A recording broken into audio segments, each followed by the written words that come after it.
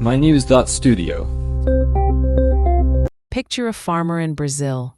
Just a few years ago, the land was barren. Now the same fields are full of crops. What's making some countries pull ahead in the fight against hunger, while others seem to fall behind? Today's date is November 24th, 2025. Let's look at the big picture for a moment. For the first time in several years, global hunger has actually gone down. The United Nations just released their 2025 report. 8.2% of the world's population, so about 673 million people, faced hunger in 2024. That's a drop from 8.5% in 2023.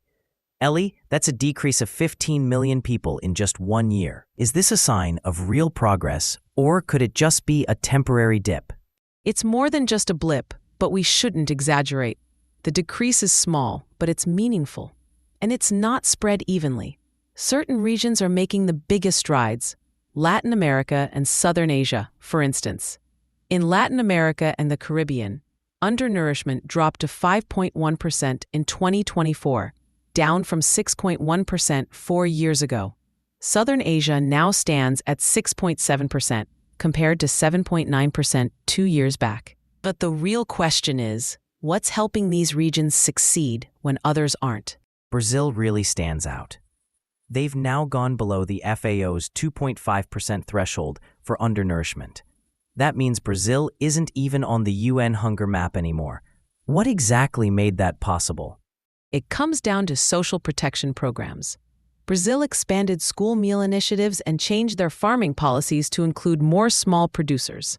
These aren't just policies on paper. Children are eating more nutritious meals at school, and small farmers are finally getting real support. That's what's made the difference.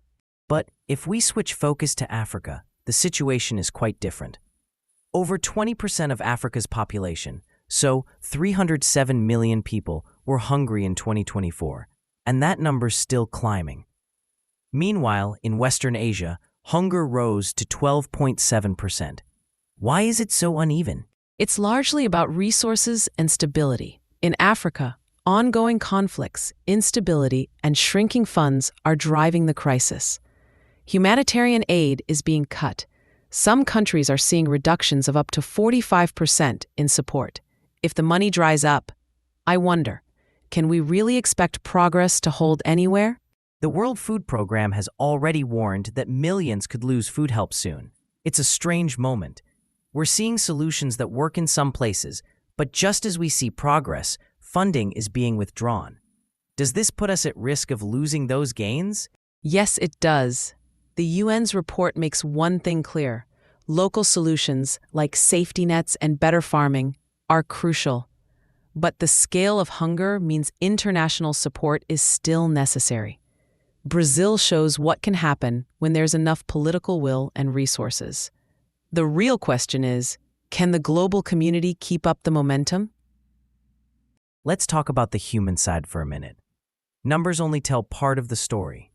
In Latin America, some families are having 3 meals a day for the first time. In Africa, parents are still skipping meals so their kids can eat.